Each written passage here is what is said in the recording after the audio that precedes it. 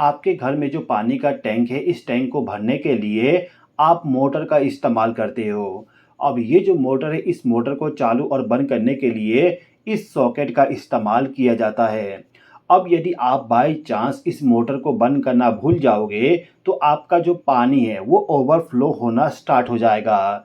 इसी प्रकार से यदि आप मोटर को चालू करना भूल गए, तो आपका जो टैंक है वो टैंक खाली हो जाता है।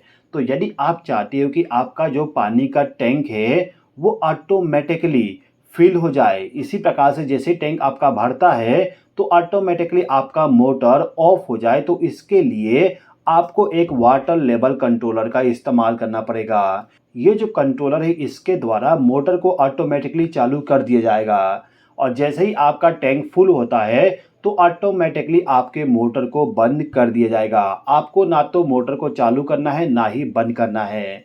तो किस प्रकार से इस कंट्रोलर का वायरिंग किया जाता है उसको समझ लेते हैं, उसके बाद इसके वर्किंग को भी समझ लेंगे।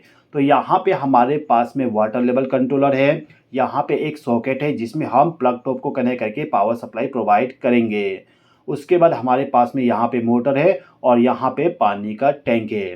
तो यहाँ पे वायरिंग करने के लिए आपको क्या करना होगा, आपका जो प्लग टॉप है, इस प्लग टॉप का जो राइट हैंड साइड वाली पिन होगी, यानी कि ये वाला जो पिन है, इस पिन से एक वायर को कनेक्ट करके ले जाएंगे और इसको ले जाके यहाँ पे जो इनपुट लिखा हुआ है, इस इनपुट वाले टर्मिनल पे जहाँ पे फेस लिखा हुआ है, उस टर्मिनल के साथ आपको इस वायर को कनेक्ट करना होगा। हमने इसको ले जाके इस पॉइंट पे कनेक्ट कर दिए।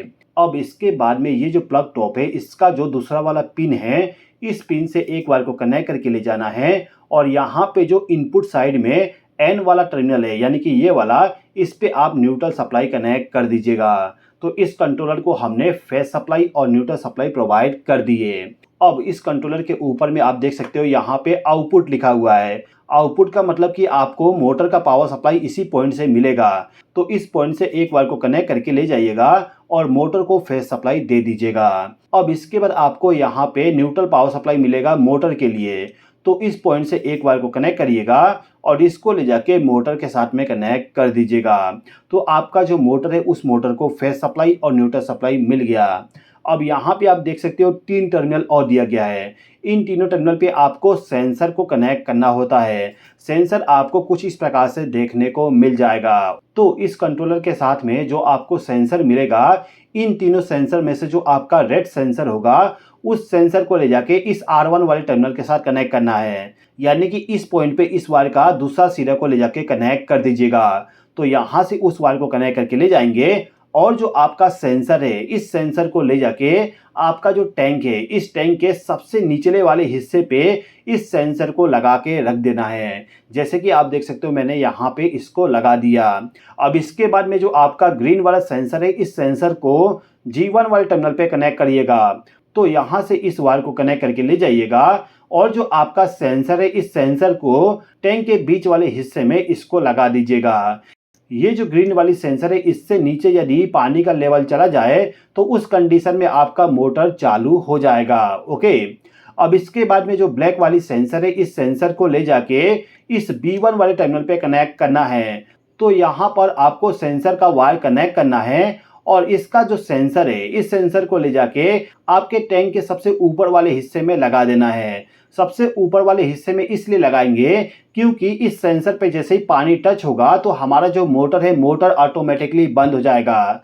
यानी कि आप कह सकते हो कि ये जो ग्रीन वाला सेंसर है, इस सेंसर से नीचे पानी यदि चला जाए तो मोटर हमारा ऑटोमेटिकली चालू हो जाएगा। इसके बाद जो ब्लैक वाली सेंसर है, इस सेंसर को जैसे ही पानी टच करेगा तो आपका मोटर जो है वो बंद हो जाएगी। तो इन तीनों सेंसर का काम क्या है आप समझ गए होंगे। अब यहाँ पे जो कंट्रोलर है, इस कंट्रोलर में आप देखोगे यहाँ पे 3 इंडिकेशन दिया गया है, G1, B1 और मोटर ऑन।